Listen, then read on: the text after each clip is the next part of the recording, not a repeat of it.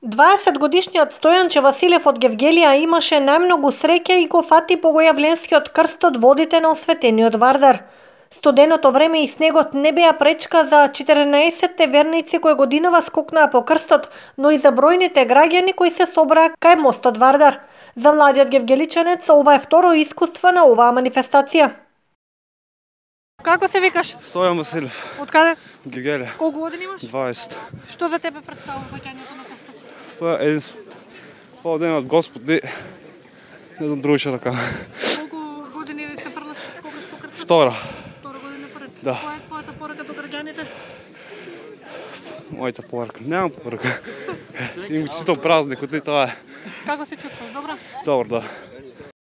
Денешната литургија се служеше во црквата Свети Кирил и Методи, од каде што свештените лица и граѓаните се опатија кон местото од кое традиционално со години се фрла Светиот крст. Градоначалникот на општина Гевгелија Иван Франков на младото момче му подари лаптоп, додека пак во име на традиционалните христијански вредности од компанијата Зегин му беше доделен телевизор, а за секој учесник и годинава имаше обезбедено мајца, бањарка и капа.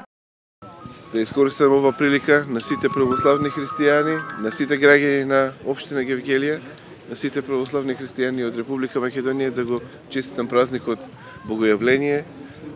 Бог се јави, навистина се јави, да биде благословена Гевгелија, сите ние што сме тука, да биде благословена Република Македонија.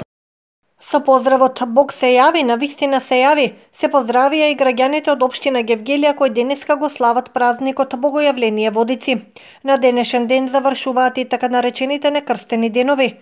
Она што е карактеристично за овој празник е тоа што се празнува во помали или поголеми групи или тајфи и секоја тајфа има свој кум кого го викаат Свети Јован. Тој го чува крстот и го има кумството една година, односно до следното празнување на Водици.